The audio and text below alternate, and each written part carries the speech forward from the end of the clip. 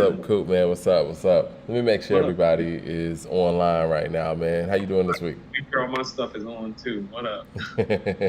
Nah, I think everything's on. I mean, we got Okay. everybody online right now. We're welcoming people into the room. We're gonna be talking about paid in full. As you see, I'm not at the crib right now. I'm on the Yeah, road. yeah, yeah. So, On the road. yeah, man. What you think about that new Vince Staples and the new Styles P? I know you listen to both of them.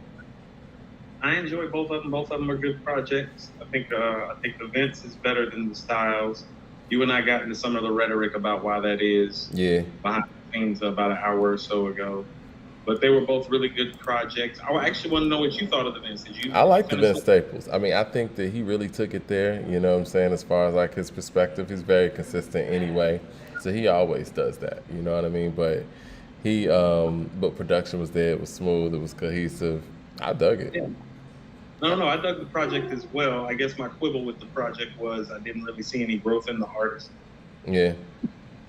I mean, like, am I wrong? Like, am I wrong for feeling No, that no. I way? mean, it's consistent. You know what I'm saying? So it's like, Yeah, like it's it's not consistent. But anything what I'm that's saying is that are we hearing anything about Vince or hearing anything from Vince that we that's didn't.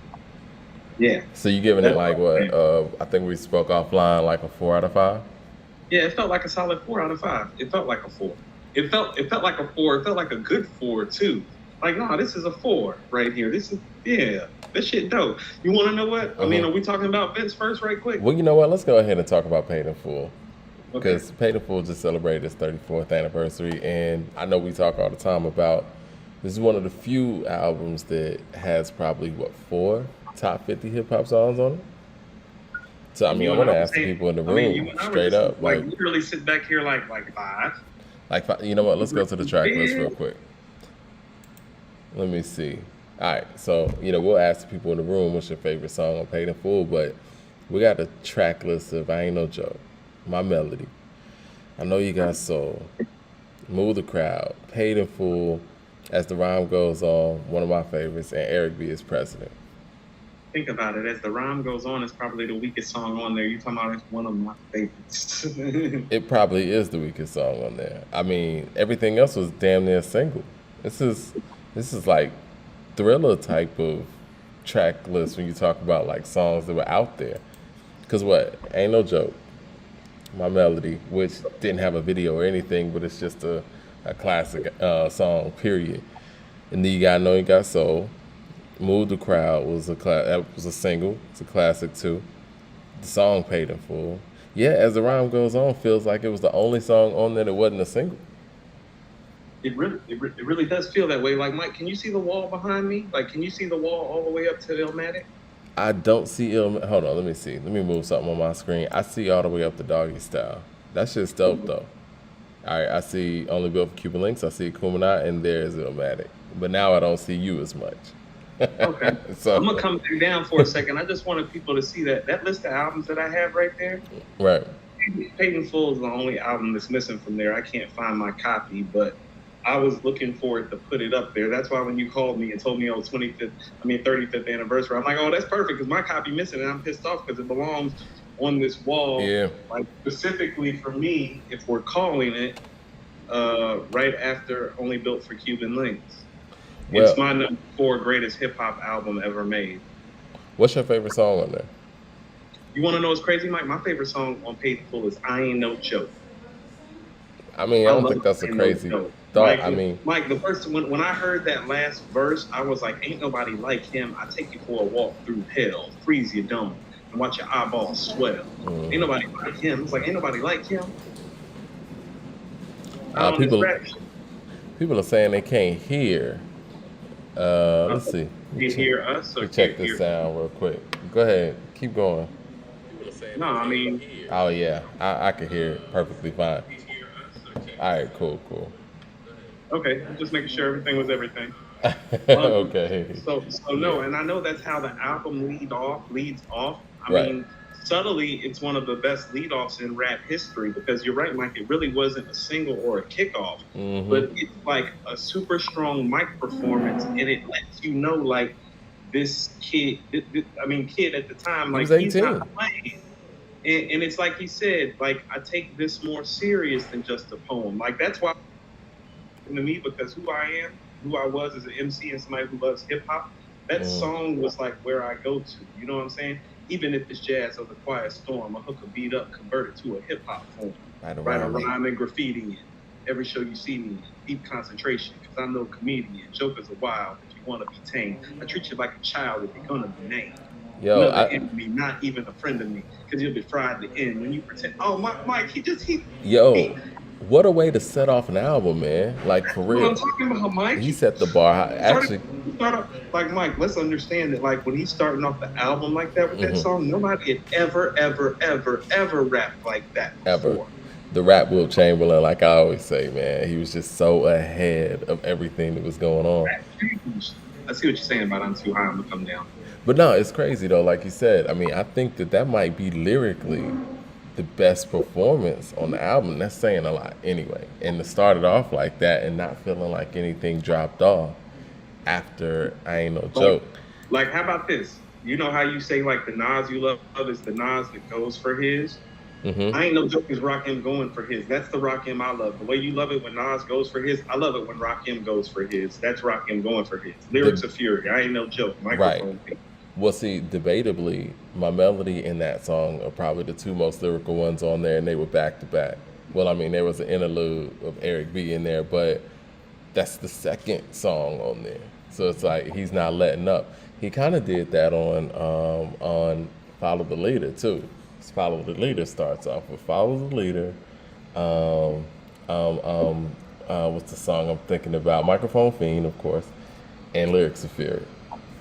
That's I mean, first of all, Mike, and I've always said this, that's the best start off to an album ever. probably ever. Yeah, No, I no, no. can't. I It's not a can't think. conversation, Mike. It's the best start off to any rap album ever. Nobody's got 3 songs like that to start off any rap album. I don't care what rap album it is, including the albums that I think are better than it. I mean, he was just, you Hmm. want to know what he was too? He was just truly special from the jump. You knew it Yeah, from the single, My Melody. You knew it from the first song, I Ain't No Joke. You knew it from the first real big hit, Eric B. is President. He's just different, and and so I know that's probably not the most lyrical song on there, but it's actually my favorite, and I think it's because of how he's taken on that beat and how he even that like that last verse, like he's just going for it. Eric B. is President is probably my favorite song on there. I love my melody a lot too. so I Ain't No Joke, and I Know You Got Soul are my favorites. Mm. I know you got Soul is probably one of my least favorites. Are you serious? I am serious. It's crazy. I mean, that's how strong this album How is. strong the album is, though. That's how Like, yeah, strong. we're having disagreements about the songs, but also to understand, like we're having disagreement about classic rap songs. Like you're like, oh, I Know You Got Soul is one of the worst songs on the album. It's like that's a classic rap song, man. It is. I think that I know you got soul could possibly be a top 50 hip No, hop it's a top song of 50 all rap time. song. Like, Yeah. there's not 50 rap songs So you better than got all right. So you got I know you got soul. I think Paid in Full is possibly a top 50. I you. think. So you want to know what, Mike? Here's why I Know You Got Soul is important. Hmm. Like he explains his style and who he is as an MC, and I Know You Got Soul. Hmm. You know what I mean? Right. Like, and this is what I mean. And so I'm just going to say this again. When I mean nobody had rapped like this before, I'm not just talking lyrically, I'm talking vocally as well. He was very easy, very rhythmic. So I mean, let me ask you this: who is Rakim as an MC for somebody who wasn't there, or who never went back and checked the work? How would you describe Rakim as an MC? If we're talking just true solo MC, Mike, Hmm. like his in, you can go to the catalog of solo records. He still remains to be the greatest solo MC who ever lived. I don't think he's the greatest MC ever because I don't think he has the diversity and Mm. catalog that Jay and Nas have. But only about that, if we talking about just the soloist on the microphone, he's still that guy. Like even today, which is crazy. So he's still like you know what he is? He's still pound for pound the greatest MC ever. He's the pound for I pound think guy. he is. He's the pound for pound guy, Mike, because it's like I said, when I went through his catalog, it's like, yo, it's him on all these songs Hmm. by himself. Yep. He had And no so features on the first four albums. and so that's what I said. It's like, no, like can Nas and Jay give you a better 30 songs at this point? Probably, but that's because they have more to choose from, I and don't you're not even going to pick. know. That's Hold not on, even and you're not going. definitive. Hold on, and listen. But here's the thing. Even not even having more to choose from, like, listen, what I'm about to say. Oh, but they don't got 30 solo records to choose from that's better. Listen, I'll Not tell you this. solo, I'll not tell you. solo mission, not a solo mission. No. His verse on ELE 2 was more impressive than I'm sorry, not sorry, or any of that other stuff. And let's just be perfectly Yeah. clear. Oh yeah, it's not even. It's Let's not just even a be conversation perfectly about clear. which sphere those reside in. No. Yeah. I'm I just haven't. joking. I'm trying to think of a J. I guess the last really, really impressive Jay Z verse, right, would be the What's Beef thing or whatever it was. What's Free on Meek Mill album. Is that the last real impressive Oh, Jay Z feature? Ghost of Soldier Slim. Okay. I see. I forget all about the J Electronica stuff, but yeah, I'll give him the Ghost of Soldier Slim. Yeah, Yeah. definitely. Oh, that was a great verse. No, it was, but I mean, I still take the ELE 2 intro from Rakim and Oh saying no, all. it's better than that. I didn't say it. I didn't say no. It's still But I better. mean, just it's hard to compare Rakim to anybody because again, Rakim is just so far ahead of everything. And like you said, when you come in with "I Ain't No Joke," and that starts off this 1987 album, and you think about how people were rapping in 1987. So I'm going to explain to you how it was explained to me as a teenager when I really got into Rakim. Like I always knew who he was, always knew how he was heralded. Mm-hmm. About me being such a big Nas fan, obviously got into Rakim's music because you know what you heard about Nas. This next coming to Rakim, this next coming to Rakim. Right. So you heard those things, which made me get further into his catalog. So I was explained to me by some of the older guys was that Rakim is like, you know how like they got the species chart, right? Mm-hmm. Like on the species chart, Rakim is when the MC stood up straight and started walking. Yeah, That's how it was explained to me. that's real. That's the best way to describe it. Yeah.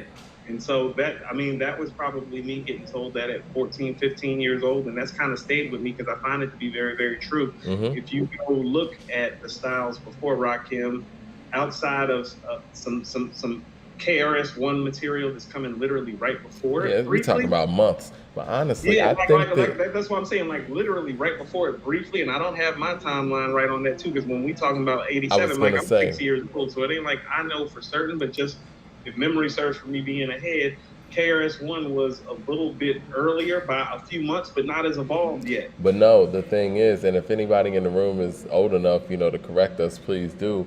Um, Eric B. as president was already out, so no tricks in '86. It's time to build. Like that was the summer of '86. Right. So that So was before any so get a boogie down production stuff.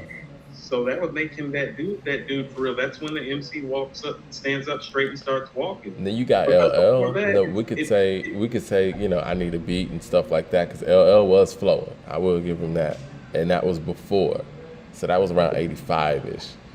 But this Mike, was a so more this is what I'm advanced saying. So version. LL was flowing, but this is what I mean about I ain't no joke. Those lines at the end on the third verse. I take you for a walk through hell, freeze your dome, and watch your eyeballs swell. Nobody had No, ever rapped like nobody had that. ever talked like that before.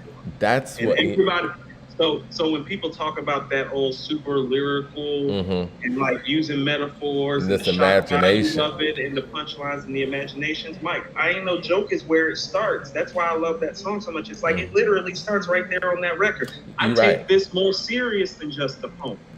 Because he Even wasn't really doing that on Eric B. as president. right, and so he's even explaining the style of making the beats back then, even if it's jazz or the quiet storm, I hook a beat up, convert it to a hip hop form. He's telling you what they doing with the James Brown stuff, but yeah, we gonna take that and put it on some rap shit. Right. Right around in And he graffiti did and it, every and show he you did it. see me in That's deep what I'm saying, concerts. Mike. He did it so elegant, so precise, so Yeah. measured, so rhythmic, so lyrically beyond anything that you had ever heard. Mike, it literally wasn't until Nas showed up that people even felt like the game had caught up. Well, right.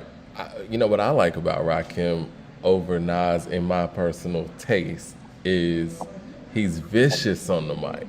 Where Nas is more, storytelling, thoughtful, thought provoking. Rakim is vicious. like So no it's like you got Omega, so vicious. so so you kind of got to give up something to get something. So Right. it's like when I like to see Nas approach something with the lyrics of Fury or Microphone Fiend or I Ain't No Joke mindset.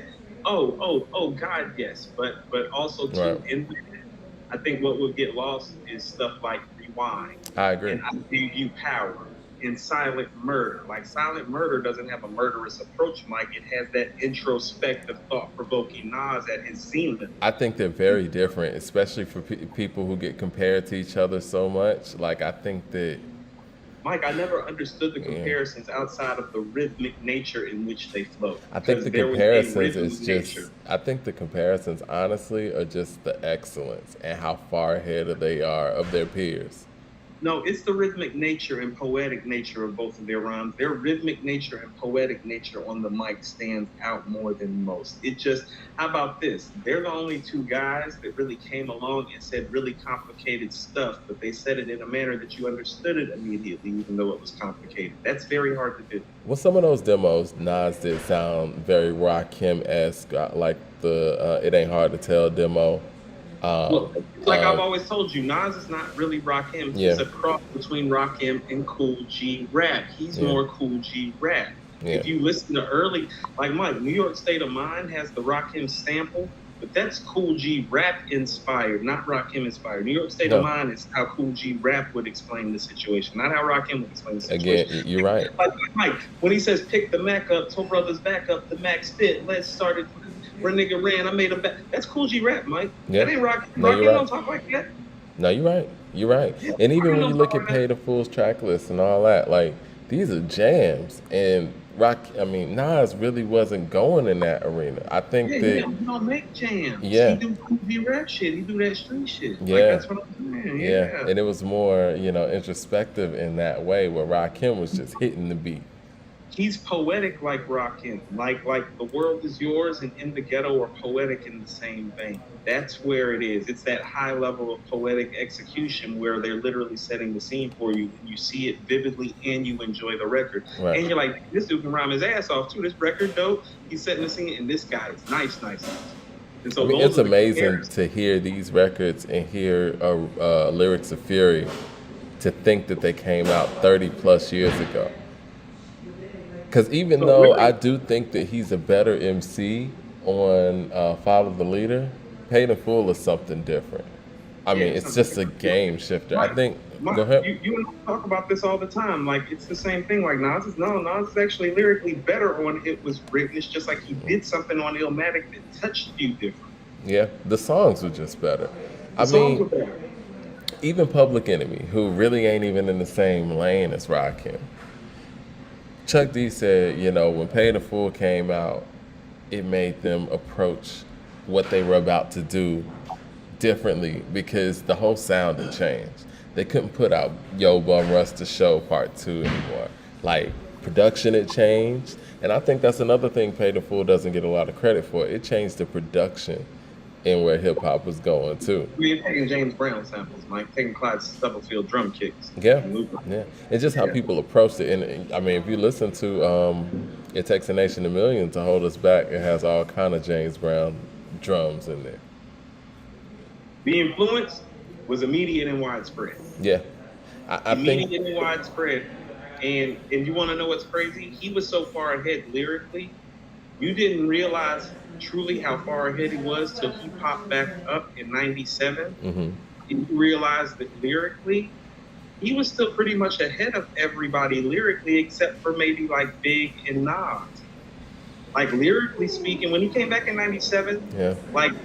like J Big and Nas were probably the only guys lyrically that could like rhyme with him, like hmm in '97. And so that was a testament to how far ahead he was because his style hadn't changed one single bit. I mean, even when you listen to that stuff from 87 to 88, he's still far ahead of just about everybody. I mean, there's a handful of people, obviously, but, for the I'm about to most say part, he's far ahead of everybody, and there are a few people close like KRS, hmm Kane, Fuji Rap, Slick Rick's in that vicinity. But like Kane was probably the closest to people. I always thought KRS lyrically was the hmm closest. I thought Kane was the total package. But none of those guys were Rakim. Can you imagine if he was doing features and stuff like that back then and jumping on people's albums, jumping on tracks? You know what? You know what's crazy is that the pressure of that, Mm-hmm. is what would have been curious for me to see. Because most of Biggie's best stuff, it's like Biggie was in competition when he did most of like his best guest verse appearances. He wasn't Well, I like mean, people that's the forget other it. thing. Like he was never considered to be the clear cut best MC. Mike, he never got to hear people say that he was the clear cut best Yeah, MC you're because that right. didn't happen until you heard Life After Death. Yeah. Well, I mean, that's the thing too about Paid in Full. It's like it's a battle rap album. Like he's basically telling you on every song, "Come see Mike, me." the craft of MCing is based off of that album. That's what Mm-hmm. I'm saying about like that's why Ain't No Joke is the best record to me because it's an album that literally is a handbook on the craft of MCing. It's the start of the real craft of MCing, and it's the explanation on multiple levels of the craft of what it means to be an MC on multitude of levels. He's Cause, telling you why he's the best on every song, just about. but he's explaining the process too. Mm-hmm. Like I know you got soul. He's like, when I'm writing, I'm trapped in between the lines. I escape when I finish the rhyme. I got soul. Yeah. Yeah, so it's a little bit of everything in there. It's a special piece, Mike. Like I said, the only three albums that I think are better than it, like in the history of rap, are Illmatic, Aquemini, and Only Built for Cuban Links. And here's what I want to submit to you, and this is epiphany I had while we're just waxing poetic about this brilliant, brilliant, brilliant classic album, this flawless classic album. Mm-hmm. You know who he really was, Mike? Who? He was Big and Nas at the same time He in was. '94. You're right. He was Big and Nas in '94. Like he had to smash it, and he was considered to be the best lyricist in MC. Right. No, you're right. And he can make jams. Because that That's was what the I'm thing that saying. No, Biggie Mike, had. that's what I mean. He was Big and Nas in '94, as in together, as in like, no, I got the hits and the smashes, and I got people saying I'm the best MC around these parts. Well, the one thing that him and Biggie had in common to me was the fact that I've never heard them sound uncomfortable on a record. Ever. They Biggie was sound more good on versatile. everything. Biggie stretched his range further than Rakim, but I've never heard Rakim uncomfortable on a record. Mm-mm. He sounded good on everything. But I have heard him not be great on a record, and I've never heard Big like not be great really. Like Big always Right. came this time. And that's when you get to the brevity of the catalog. Why it's like, well, we don't really know. Yeah, I mean, that's the question mark with Big. Like, would he have ever fell off, or would he have ever just made something that was lackluster? But yeah, you never heard a subpar verse, really. He just was What the people in the constantly chat elevating. saying? Oh man, it's saying a lot. We're talking about Nas. They agreeing with what you're saying. Oh, Super facts, all that. Um, Doing it with the R on Follow the Leader album. You remember that song? doing it with the Yeah, I mean, oh, just oh, yeah. I remember that. See, how about this? That's one of those records that you listen to now. It's like, oh, that sounds old. That sounds dated. It's like, no, you don't understand. He's fitting. He was doing the WAP to that shit. that was man, one of them songs. What was it? Damn, it was on, and I think that don't sweat the technique. Let the Rhythm Hit Him is an underrated project, and I think the fact that it's his third album and it follows the two albums So you that want to we're know what it talking is, about. Mike? Is that you want to know what his consistent joints are on Let the Rhythm Hit Him. His home runs are on the first two albums. I was one of those people that thought Let the Ghetto's Rhythm not a Hit home run. Him. No, they're. I was about to say it's one of those albums, Mike. It's really, really sneaky good when you go back and listen to it.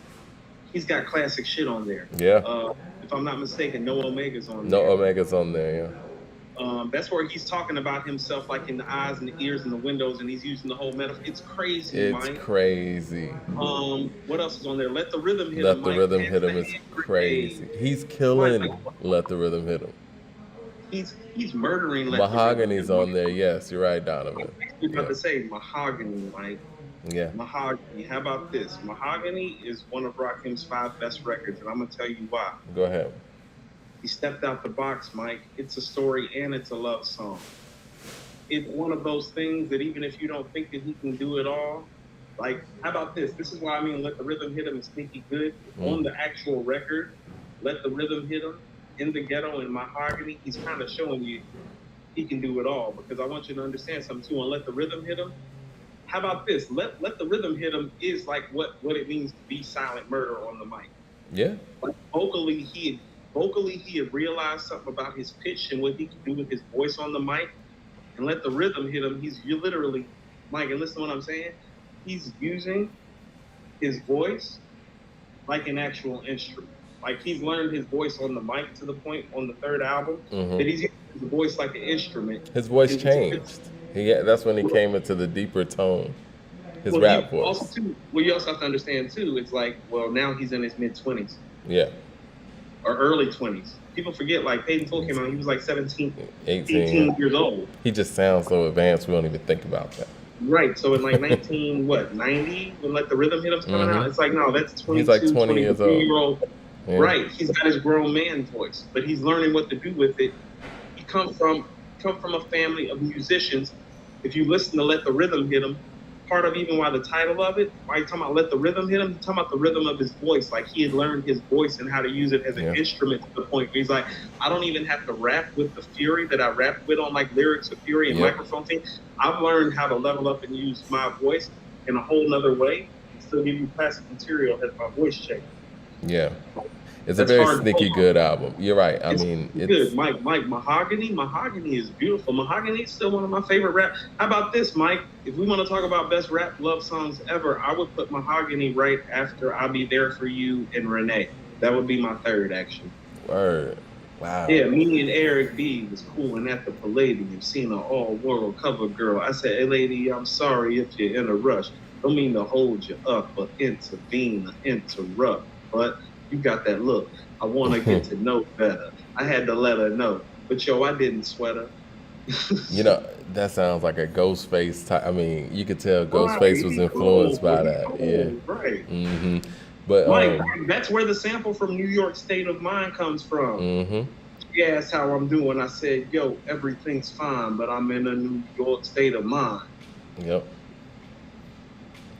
That's the record. Classic in itself. Hold on, Mike. That lets you know what album Nas was listening to when he making Illmatic, Mike. Yeah. Yeah.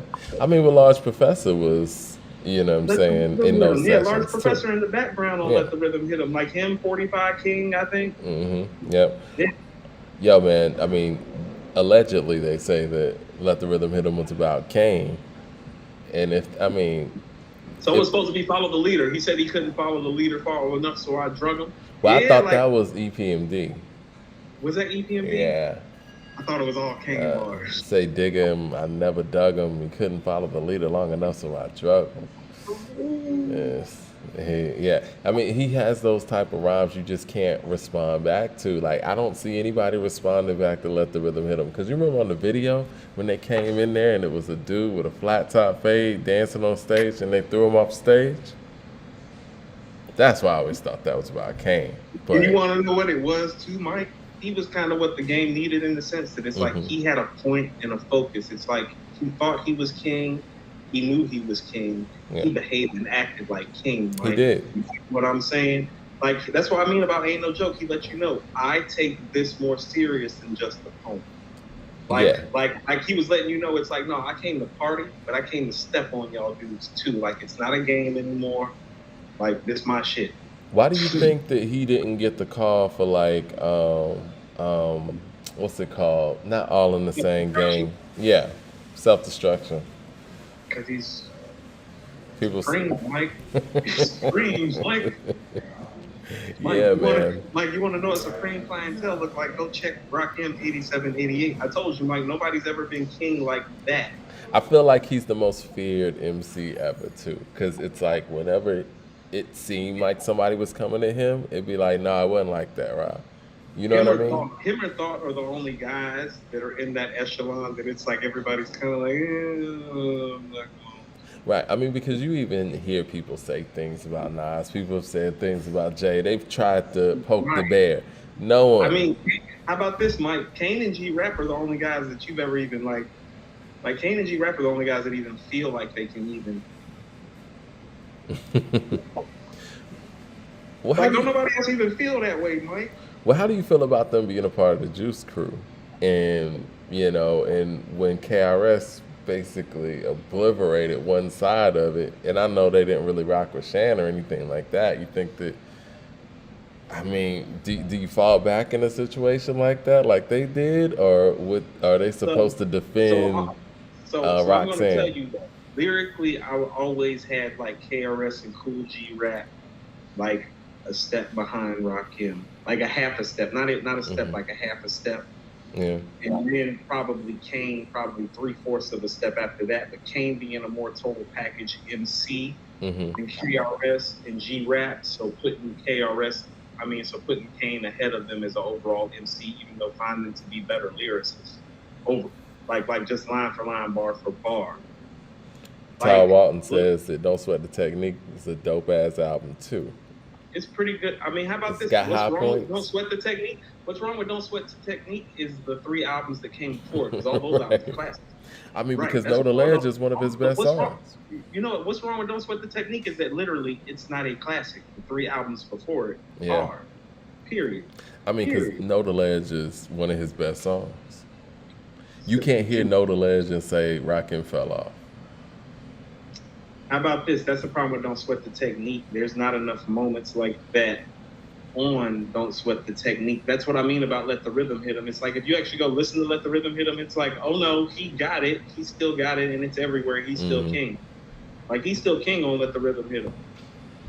You know, he kind of talking that shit on Let the Rhythm Hit Him. Like it's just to remind you, I'm still that dude. No, I mean, I think he bumped it up another level. But again, it's like the other songs, Vocally, no the vocal. That's what albums I'm saying. Like before it are vocally, he just learned so. how to. This is what I'm saying, Mike. Like vocally, he learned how to use his voice. Like, and he had command of his voice in a way very few people have. Like Biggie and Method Man have command of their voice in that manner. Like they know what they Hmm. doing when they saying all the time. I mean, it's turned into a Rakim appreciation show. Well, he's arguably still the Um, greatest MC of all time. I think So he is. I mean, in my opinion, my personal opinion, obviously, certain people's catalogs supersede it.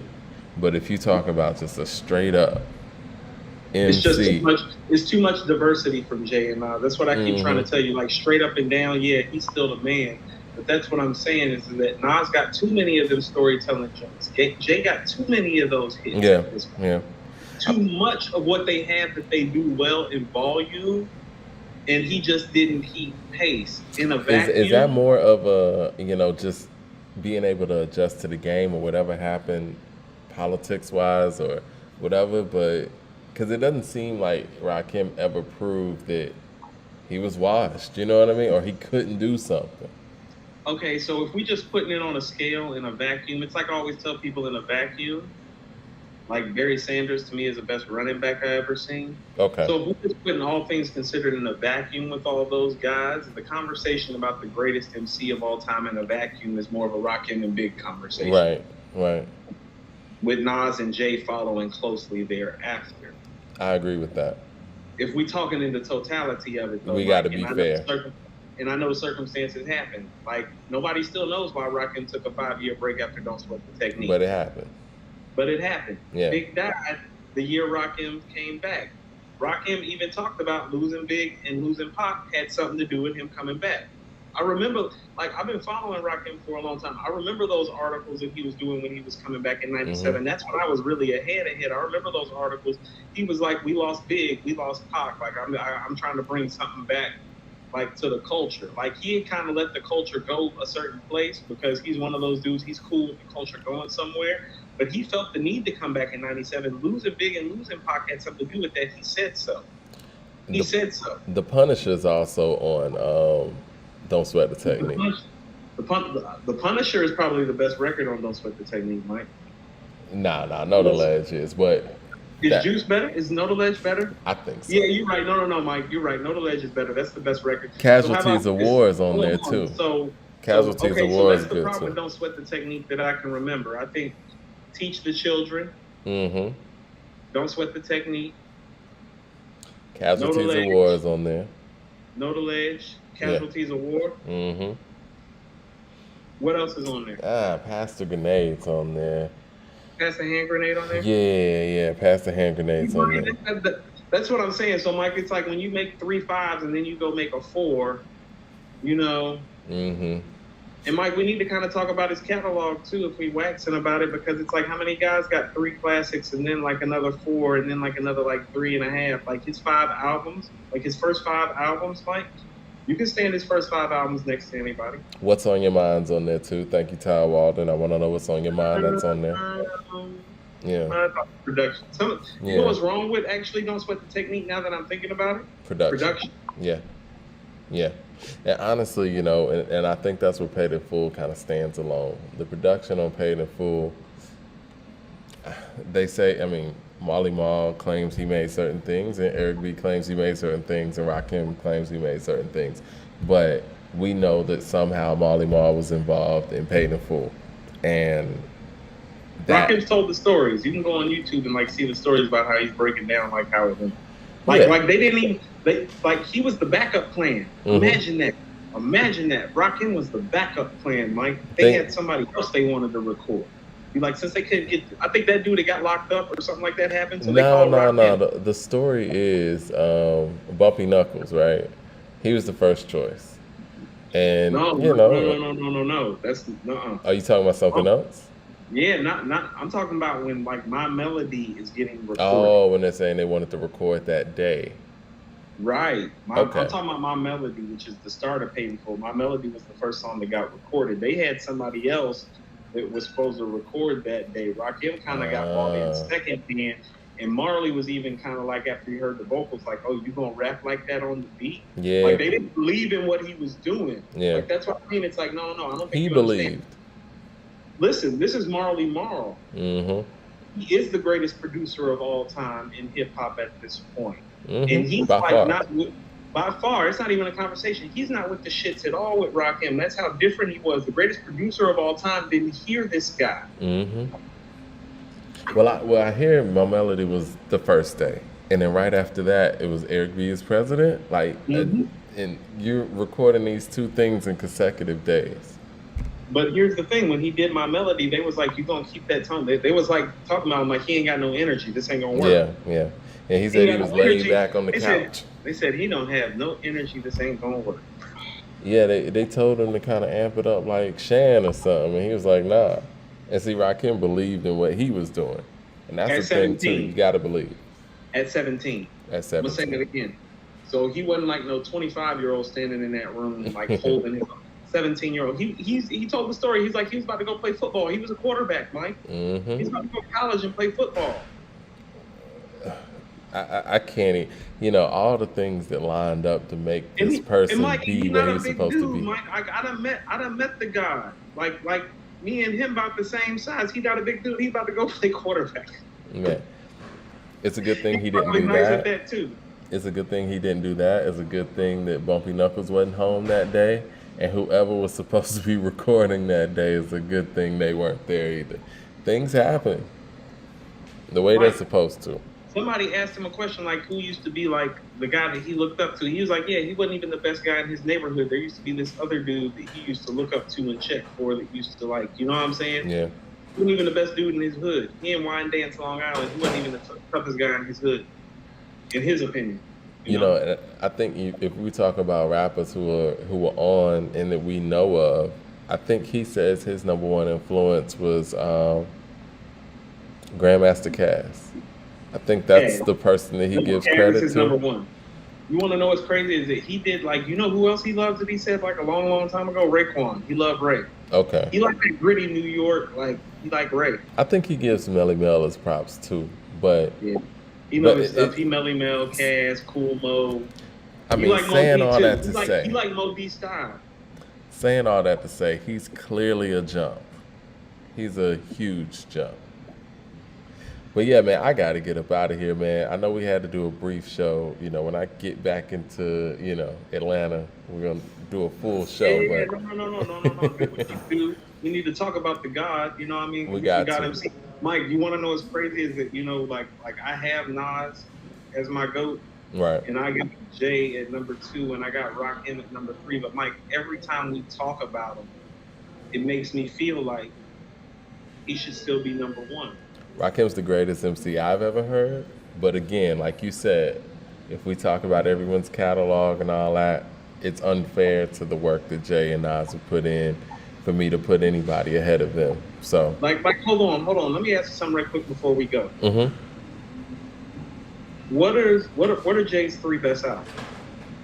Jay's three best albums are Reasonable Doubt, The Blueprint, and The Black Album. What's Nas' three best albums? And I want to hear it from you because Nas's three best albums are Illmatic, It Was Written, and Stillmatic.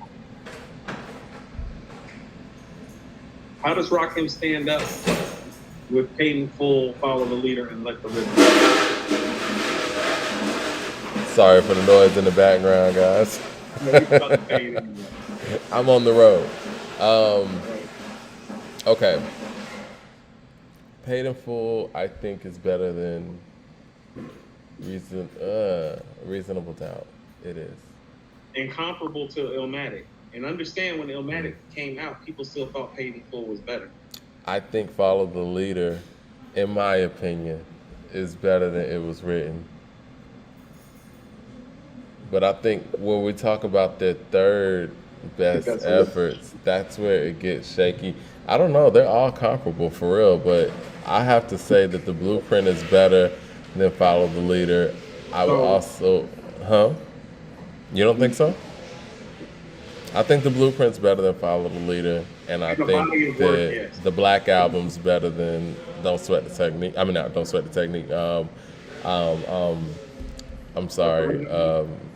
Let the Rhythm Hit Him. So here's what I was saying when I was saying that he's obviously the standard bearer. Mm-hmm. Those guys are considered to be the two greatest MCs of all time, and he made those three albums years before they even released an album. Yeah. He is the bar by which they should be measured. Yeah. And so understand this. That's what I keep trying to tell you, Mike. It's like, oh no, they need the Blueprint. They need Stillmatic. Yeah. They need he needed the Black Album. Yeah. He needed Stillmatic. Because even if think about how long ago. And that's album 5. That's what I'm trying to say about Rakim and Big, about how they're the real conversation in a vacuum. No, because they just did it back to back to back out the gate. Yeah. There wasn't no wait. Like you had to wait to get Stillmatic. You had to wait to get the Blueprint and the Black Album. Yeah. Jay got 4 albums between the Blueprint and the Black Album after Reasonable Doubt. Nas got 2 albums between It Was Written and Illmatic before you get to Stillmatic. You get points for being consecutive and early. That's what I'm saying. So it's like degree of difficulty, style points. It's like, no, but out the gate, 1, 2, 3. I mean, Tribe did that too, man. I know I know you want to debate on the first Tribe album, but I mean, you talking about classics out the gate. I went back and listened to people's instinctive travels. It's better than I think that it is. But it's just, it's not the Low Inferior Midnight Mirage. But you're judging it based on that. It's one of those things where, no, I hear you. But it's like when it drops and you didn't know those things were coming, it's like, it's impressive. And these were kids. See, this is what I mean when you're saying it's impressive. They took the impressiveness away from that album with what they did with the 2 following albums. It don't sound. How about this? That album, because of what they did after it, may have started off as a 5. Because of what they did, it makes that album look like a 4 compared to those 2 albums. And that's impressive. This is the thing, because it was good. Like a 4 it was good. It was great enough. It was great enough where Sophomore Jinx was actually a conversation. You know what I'm saying? No, that's what I mean. And Mike, to actually take that away. How about this, Mike? Nobody has answered the Sophomore Jinx the way that A Tribe Called Quest did with the Low End Theory in the history of rap. Because I still find it to be a top 10-ish rap album. It's in my top 10. I think I probably have it I fight between Into the Wu-Tang, the Low End Theory, the Chronic, some of those on the back end of my top 10 in terms of where they fall. So, Mike, if you're talking about like sophomore delivery, nobody delivered the way Tribe delivered on the Low End Theory. But what can come with delivering the way you deliver on the Low End Theory, delivering the way you deliver on Midnight Marauders right after that, is you start looking at that first project like, yeah, that's dope. Because the crazy thing is, man, folks be like, when you put together an impressive debut like that, you kind of get comfortable. You don't feel like you have to change up everything. Tribe changed up everything, and they were already well received on the first one. If you listen to the album, it literally sounds like Q-Tip went digging in the crates. And when you hear the stories of the album, you're like, oh, he did actually go digging in the crates and pulling jazz and incorporating it into hip hop. Donovan brings up a good one. So Hold let's on. tie this together. Like Rakim said on I Ain't No Joke. Even if it's jazz, a quiet storm, I'll hook the beat up, convert it to a hip hop form. That's what the low end theory is. They took jazz and converted it to a hip hop form. Donovan says, Rakim. Ghostface Supreme Clientele. That's a good one. You know, I think Supreme Clientele as far as what, sophomore follow up? as far as the sophomore follow up with Iron Man, I think Iron Man was more of a team effort, and I feel like Supreme Clientele was really Ghost just kind of stepping out, being a solo artist. I think Iron Man's better than people's instinctive travels, though, so I don't think the degree of difficulty was as high. You did make a classic, like a clear-cut classic rap album. Todd Walton says that Fife got better. Isaac agrees with that. I think that Fife wasn't even all over, like you said, Mike. He had like 3 verses on the first album. Yeah, he didn't even rap like that on People's Instinct. This is what I want to say. You know, all respect to Fife. I know we got to go. We got to get you out of here. We got to get you out of here. Yeah, I got to go. But Fife did get better, but I think that Q-Tip, production-wise, made sure that he made things around what Fife could do better than he did on the first album, right? I think that production-wise, the first album really didn't suit Fife as well as it did Q-Tip. And I think that he adjusted that production where you get songs like Butter, you get songs like Bugging Out, and where Fife could really go out there and do what he needed to do. And, right, and even though production-wise, I don't think that the Midnight Marauders is a better production job overall than the Low End Theory, he was more in pocket with what Fife liked to do on Midnight Marauders. Mm-hmm. That's why Midnight Marauders comes off classic. That's where Fife really shines. Fife really shines on Midnight Marauders. I think their best songs, individual songs. I think the Low End Theory is the better album, but I think Award Tour and I think Electric Relaxation are probably better than every song on the Low End Theory. I think Lyrics to Go is up there too. Mike, Award Tour to me is probably like if I was making a top 10 rap songs ever, when I'm making like the back end of my top 10, that's one of the songs I'm thinking of. It's one of those records. It's a special record. Well, that's a good way to end it, man. We need to follow up on this conversation. I don't know what's coming out next week, but, you know. Hey, when you get back in town, let's do a short on Vince and talk about Vince, though, because it was a project. We could dig into Vince a little bit. Because I want to talk about where he is as an MC, because I don't think maybe he's getting the love that he deserves. Let's do that. Yeah, let's do that during the week, man. I heard some things while I was listening to Vince. I'm like, other dudes can't do that. I like Vince Staples, man, and I think that, we need to talk about him a little bit more, man. Yeah, absolutely. Todd Walton says, great show. Appreciate that, Todd, man. I'll be back in town, Sunday? So, yeah, let's do that during the week. We'll do a full-out episode on that. Yeah. All right, man. Holla at y'all. All right.